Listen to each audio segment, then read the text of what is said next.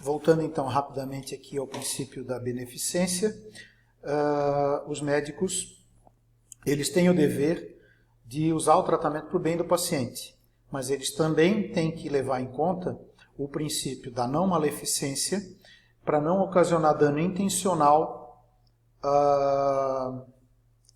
ao enfermo ou àquele indivíduo que vai ser o doador. Então, isso também é um dilema. Novamente, seguindo as ideias de Peter Singer, não seria mais razoável utilizar pessoas não humanas para transplante, ao invés de usar animais? Ficam aí os questionamentos. Então a gente pode chegar a algumas conclusões em relação a essa questão bioética em relação aos xenotransplantes. Não seria mais razoável que a gente fizesse umas campanhas de conscientização da população estimulando a doação de órgãos para tentar aumentar a quantidade de órgãos doados? Né? Essa opção, com certeza, do ponto de vista ético, seria muito mais aceitável do que simplesmente partir para a xenotransplantação. Se conseguisse aumentar na sua quase totalidade a doação de órgãos de seres humanos, talvez a gente não precisasse estar estudando a questão dos xenotransplantes. Precisaria de uma maior reflexão sobre se realmente o xenotransplante é um meio moralmente permissível, ainda que com a carência de órgãos, é moralmente aceitável que se use animais, se sacrifique animais para a manutenção da vida humana? Né? Quanto vale uma vida humana? Quantos animais vale uma vida humana? Uma outra questão, o transplante ele deixaria de ser um ato altruístico, um ato de benevolência, porque existem animais, por que eu vou ter esse ato? Por que eu vou me preocupar com a doação de órgãos?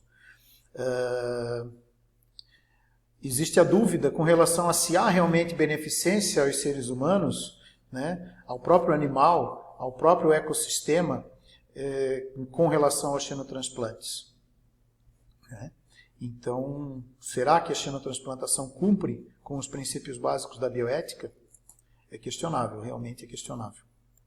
Apesar de a próxima aula a gente vai falar sobre as CEUAs, as comissões de uso de animais, eu acho importante a gente abordar a questão dos animais de laboratório aqui, porque também é um dilema bioético. A primeira pesquisa científica que fez uso de animais foi conduzida por William Harvey no longínquo ano de 1638. A primeira sociedade protetora de animais que começou a se preocupar com a questão do uso dos animais em pesquisa científica foi fundada em 1824 na Inglaterra.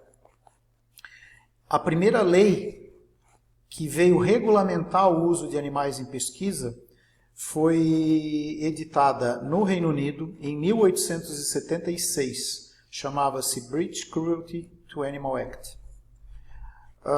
O marco para os animais de laboratório foi o princípio dos 3 R's, que foi desenvolvido por Russell e Birch em 1959. No Brasil, uma lei para uso de animais em experimentação foi editada apenas em 2008, 12 anos atrás apenas.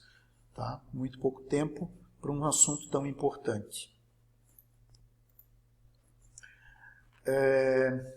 A gente já viu a respeito das ideias de Descartes, né, de que os animais eram apenas coisas. Tá? Isso influenciou grandemente os cientistas do século XVII, que foi quando começaram a ser usados animais em experimentos, a realizarem esses experimentos sem questionar o uso dos animais. Para eles, os animais eram apenas coisas, e então eles não mereciam consideração.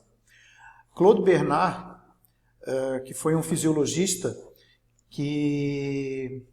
francês, ele, ao redor de 1860, ele usou o cachorro de estimação da filha para dar aula para os seus alunos. Em resposta a isso, a esposa fundou a primeira associação de defesa dos animais de laboratório na França. Então, para ver como que naquela época eles não tinham a menor preocupação com o uso desses animais, ao ponto dele usar o cão da filha para dar aula para os alunos.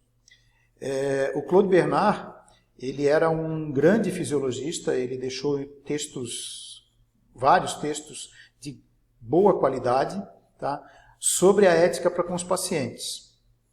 Mas ele dizia que parte da postura do cientista seria indiferente ao sofrimento dos animais de laboratório. Ou seja, ele não levava isso em consideração e ele achava que os cientistas não deviam levar isso em conta para poderem produzir os seus estudos. Então, o que é o princípio dos 3 R's? São 3 princípios que, em inglês, os 3 começam com R, por isso o nome, que seriam replacement, que em português significa substituição, reduction, redução, e refinement, que é o refinamento.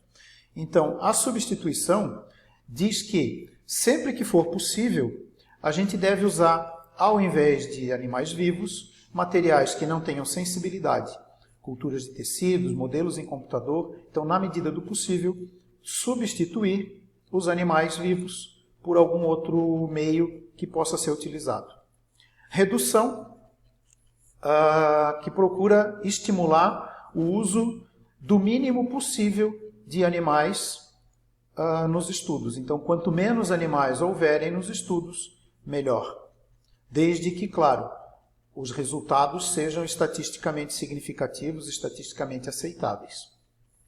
E o refinamento, estimular o uso de técnicas menos invasivas,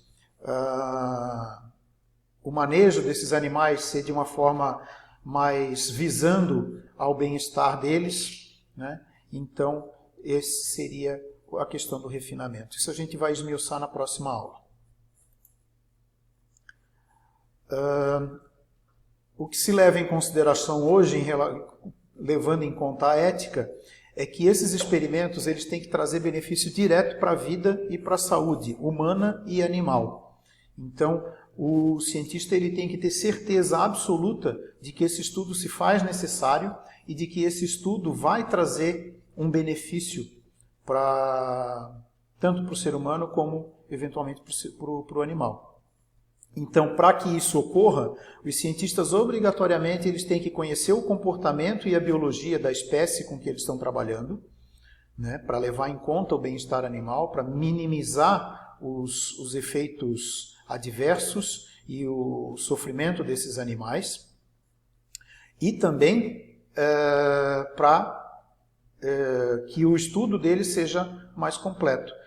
A escolha de uma espécie errada pode levar a uma falha no estudo.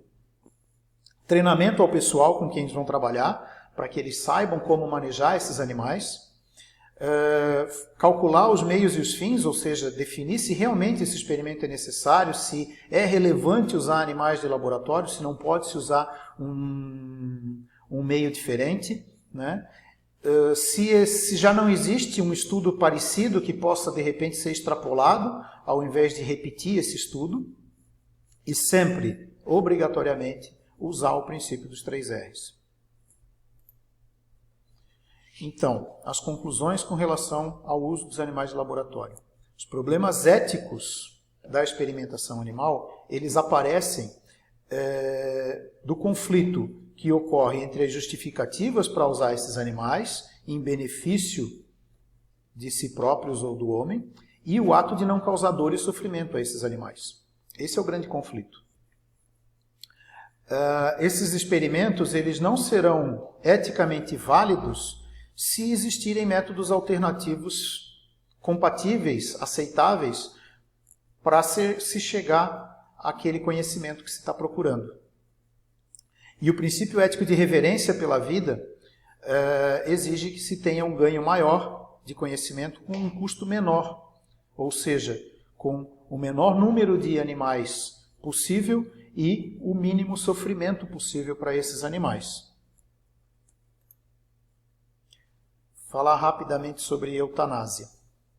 Eutanásia vem do grego, eu, que significa bom, e thanatos, que significa morte, ou seja, seria a boa morte. Então seria a técnica de causar a morte de um animal de maneira controlada e indolor, acarretando o alívio de seu sofrimento.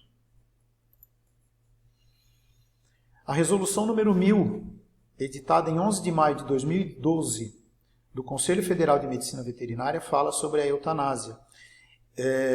Ela comenta que a realização da eutanásia está restrita a algumas situações em que não existe a possibilidade de outras medidas alternativas. E ela só pode ser indicada pelo médico veterinário, sempre pelo médico veterinário, quando, item 1, o bem-estar do animal estiver comprometido de forma irreversível, sendo um meio de eliminar a dor ou o sofrimento desse animal. Item 2, o animal constituir ameaça à saúde pública, ou seja, esse animal tem uma doença grave, altamente transmissível, então ele vai ser eutanasiado para proteger a saúde pública. Há alguns anos atrás, isso ocorria com os animais que sofriam de leishmaniose. Hoje em dia, como já existe um tratamento aceito para uso em animais, isso não ocorre mais.